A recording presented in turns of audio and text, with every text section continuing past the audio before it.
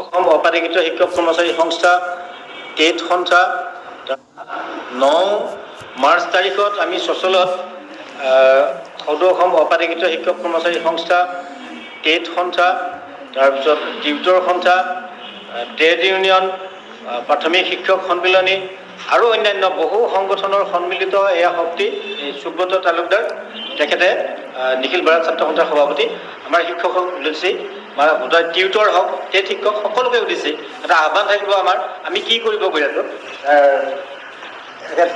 সুব্ৰত তালুকদাৰ। নমস্কাৰ।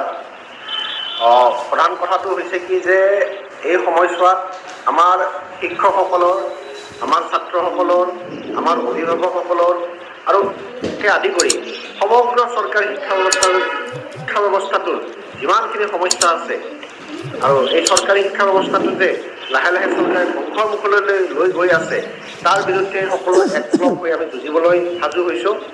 আৰু তাৰ প্ৰথম যিটো আমাৰ অনুষ্ঠান হ'ব অহা 9 তাৰিখ 9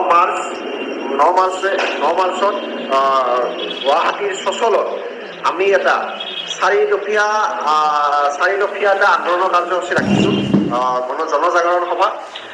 প্ৰথম দাবীটো হৈছে কি যে একত্ৰীকৰণ ৰাষ্ট্ৰীয় শিক্ষানীতি অনুসৰি একত্ৰীকৰণৰ নামত স্কুল কলেজৰ বিলুপ্তিকৰণ বন্ধ কৰা, অপ্ৰাদেশিকৃত স্কুলসমূহ অতি সোনকালে 2017 চনৰ আইনৰ সংশোধন ঘটাই প্ৰাদেশিকৰণ কৰা, টিউটৰসকলক পূৰ্ণ পৰ্যায়ৰ শিক্ষকৰ মৰ্যাদা দিয়া আৰু বেতন সুৰক্ষাসহ টেট শিক্ষকসকলৰ চাকৰি নিয়মীয়াকৰণ কৰা। আৰু ইয়াতে আমাৰ বিভিন্ন শিক্ষক সংগঠনৰ মানুহ আছে। গতিকে মই এইটোৱে আহ্বান জনাইছোঁ যে 9 তাৰিখে এই দাবীৰ সমৰ্থনত আপোনালোকে চচললৈ ওলাই আহক। ধন্যবাদ। ধন্যবাদ। এতিয়া আমাৰ ৰাতুল গোস্বামী ছাৰ আছে, বহি থাকক। ৰাতুল গোস্বামী ছাৰ আমাৰ শিক্ষকসকল আপোনালোকৰ প্ৰাথমিক শিক্ষক সামগ্ৰী শিক্ষকসকল সকলোলৈ আমি নিশ্চিতভাৱে এয়া একত্ৰিত হোৱাৰ সময় আৰু ৰাজ্যৰ শিক্ষা ব্যৱস্থা বা দেশৰ শিক্ষা ব্যৱস্থাক যদি আমি শক্তিশালী কৰিব লাগে তেনেহ'লে আমি নিশ্চিতভাৱে সকলো পৰ্যায়ৰ শিক্ষক ছাত্ৰ আমি এক হ'ব লাগিব। আৰু সেই উদ্দেশ্যেই আমি মূলতঃ এই 4টা সমস্যাক আমি ৰাইজৰ ওচৰলৈকে লৈ গৈ সমাধান কৰাৰ স্বাৰ্থত আমি একত্ৰিত হৈছোঁ আৰু আমি পৰ্যায়ক্ৰমে ৰাজহুৱা শিক্ষাৰ ক্ষেত্ৰত থকা সকলো সমস্যা দূৰ কৰাৰ বাবে আমি একেলগে যুঁজি যাম। এয়া প্ৰাথমিক পৰ্যায়ে হওক বা উচ্চ পৰ্যায়ে হওক আমি সকলো শিক্ষানুষ্ঠানৰ ৰাজহুৱা শিক্ষানুষ্ঠানৰ শিক্ষা ব্যৱস্থাক আমি শক্তিশালী কৰাৰ কাৰণে আমি কাম কৰিম। সেইবাবে অহা 9 তাৰিখে যি কাৰ্যসূচী ইতিমধ্যে হাতত লোৱা হৈছে এই কাৰ্যসূচীত সকলোৰে আমি সহায় সহযোগিতা আৰু অংশগ্ৰহণ কামনা কৰিছোঁ। সকলোকে নমস্কাৰ। আমি AICC-টোৰ ফালৰ পৰা আমাৰ এটা ট্ৰেড ইউনিয়ন অৰ্গেনাইজেশ্যন, আমাৰ শিক্ষকসকল আমাৰ ট্ৰেড ইউনিয়নৰ ভিতৰতে পৰে। গতিকে আজি অসমৰ যিটো ৰাজহুৱা শিক্ষা ব্যৱস্থা চলিছে এই শিক্ষা ব্যৱস্থাৰ ওপৰত আমাৰ চৰকাৰখনে সাংঘাতিক আক্ৰমণ নমাইছে। আমাৰ নতুন এডুকেশ্যন পলিচিৰ আধাৰতে আমাৰ স্কুলবিলাক এতিয়া তেওঁলোকে বিলোপ কৰাৰ ব্যৱস্থা কৰিছে মাৰ্জাৰৰ নামত। ইতিমধ্যে বহুত আমাৰ শিক্ষানুষ্ঠান তেওঁলোকে বিলোপ কৰি পেলাইছে। আৰু অন্যহাতে আমাৰ যিবিলাক শিক্ষক আমাৰ সমাজৰ আটাইতকৈ অগ্ৰণী অংশ, তেওঁলোক সমাজৰ আচলতে সন্মানীয় ব্যক্তি। তেওঁলোকক আজি চৰকাৰে যিটো ব্যৱহাৰ কৰিছে এই ব্যৱহাৰ যিটো কৰিছে সেইটো আমি ধিক্কাৰ জনাইছোঁ। কাৰণ তেওঁলোকক আজি আৰ্থিকভাৱে তেওঁলোকক জোৰলা কৰি পেলাইছে। তেওঁলোকে ইমান কষ্ট কৰাৰ পিছতো তেওঁলোকক কোনো ধৰণৰ প্ৰাপ্য দিয়া নাই, তেওঁলোকে সন্মান দিয়া নাই, টিউটৰ হিচাপে ৰাখিছে। অপ্ৰাদেশিকতা আজি বছৰ বছৰ কাম কৰি তেওঁলোকে আজি ৰিটায়াৰমেণ্টৰ বয়স হৈ গৈছে অফিচিয়েলি আচলতে, তথাপি তেওঁলোকক প্ৰাদেশিকতা কৰা নাই, আইনক দোহাই দি পেলাই। এইটো আমি ধিক্কাৰ জনাইছোঁ।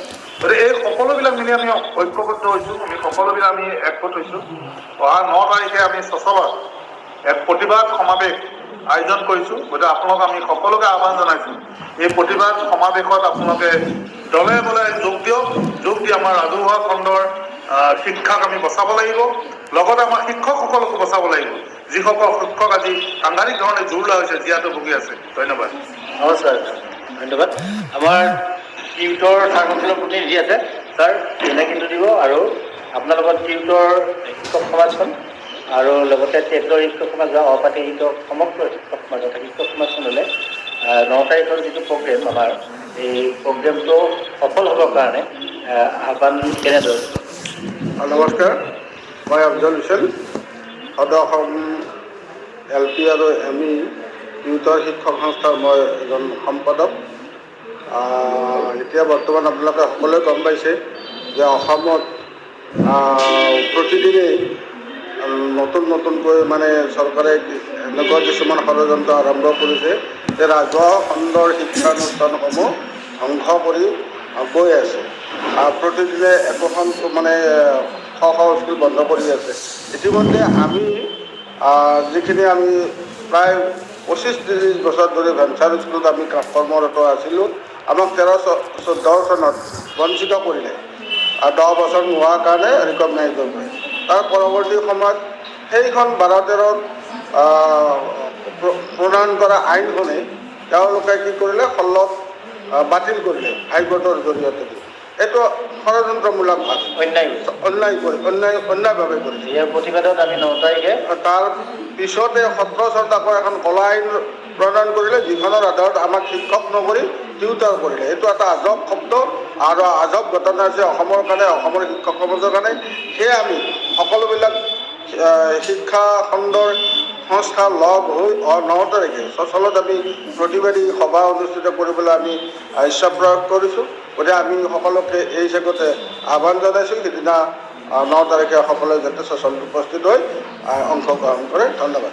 আমাৰ দাস ছাৰ আছে, সদৌ অসম অপাধিকৃত শিক্ষক সমাজসেৱী সংস্থাৰ কাৰ্যকৰী সভাপতি। ছাৰ, একদম ছুটিকৈ কওক, আমাৰ সকলোবিলাক শিক্ষকসকলে আপোনাৰ আহ্বান দিয়ে। শ্ৰদ্ধাৰ শিক্ষাগুৰুসকল, যে আপোনালোকে গম পালে যে আমাক অৰ্থাৎ বিশেষভাৱে সহায় কৰাৰ কাৰণে সন্মানীয় যি সন্থাৰ মুৰব্বীসকল আগবাঢ়ি আহিছে। আৰু 9 মাৰ্চত চচলত যি প্ৰতিবাদী সমাগম কৰাৰ যিটো কাৰ্যসূচী লৈছে, মই সকলো শ্ৰদ্ধাৰ LP2 কলেজলৈ সকলো শিক্ষককে সিদিনা এই জনসমাগমত অংশগ্ৰহণ কৰি আমাৰ যি প্ৰতিবাদী কাৰ্যসূচী, এই প্ৰতিবাদী কাৰ্যসূচীটো সফল কৰাৰ কাৰণে মই আপোনালোকক কাটৰে অনুৰোধ জনাইছোঁ। ধন্যবাদ।